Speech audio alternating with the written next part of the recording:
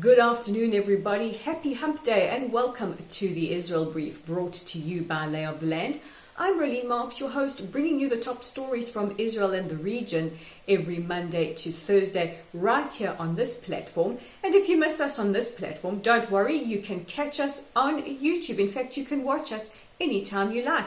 All you have to do is click on the big red subscribe button and you'll be notified every time we post a brief. But without further delays, let's look at those top stories, and we begin with what is fast becoming my favorite story, and that is normalization. And we begin with an interview between a top Emirati diplomat and the Times of Israel on the status of the F35 deal. This has been quite controversial, but we do have it on good authority now that the discussions only took place after the Abraham Accords were officially signed. Initially, it was thought that Israel would have some concerns that another country in the region would acquire these F-35s, which would impact on Israel's military abilities in the region. However, the diplomat has said that this has only been concluded after the accords were signed, and it also helps both the UAE and Israel maintain a stronger military presence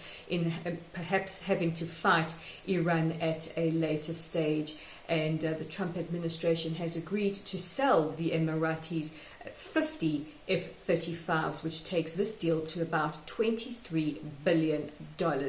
And many countries in the region are quite concerned about the growing hegemony of Iran, and this is one of the reasons why normalization is so important. On the subject of this, we also now look to Bahrain, and we are very proud to announce that the treaty between Bahrain and Israel was ratified in Israel's Knesset yesterday, making it absolutely official and now in the Israeli law books. But some sad news while we are talking about Bahrain, and here we want to extend our condolences to the people of Bahrain on the passing of their Prime Minister, Prince Khalifa bin Salman Khalifa, who died while he was undergoing treatment in the United States, and he was 84 years old. His body will be brought back to the kingdom, and a week of mourning will be observed, and our sincere condolences to the kingdom and the people of Bahrain. In other news, COVID continues to make headlines, and the Prime Minister announced just a little earlier that the government could quite possibly discuss maybe reintroducing curfew. This is to try and bring down any or the spread of infections. Right now we are still holding beneath that 1,000 per day threshold, slightly lower today than yesterday, and not without some controversy. And it all takes place around IKEA.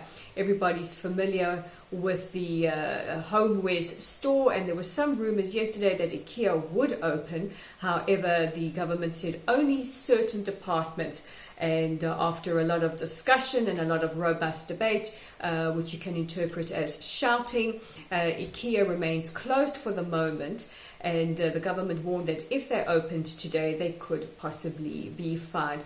So hopefully everybody will be able to get their shop on, albeit in restricted ways, at IKEA pretty soon. But at the moment, the shop is closed.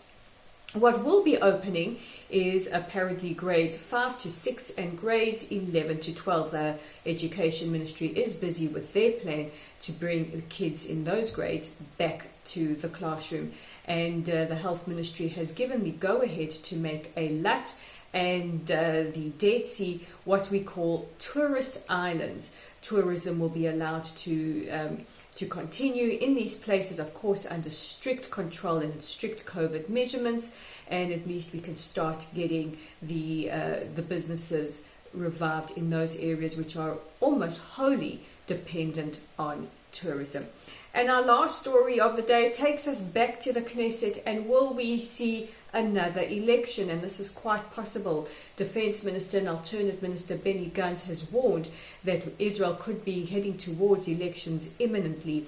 He cited the possibility of a divorce between him and the Likud party, which would break the coalition. Gantz cited the fact that the way he sees it is there's no firm government in place that will pass a budget.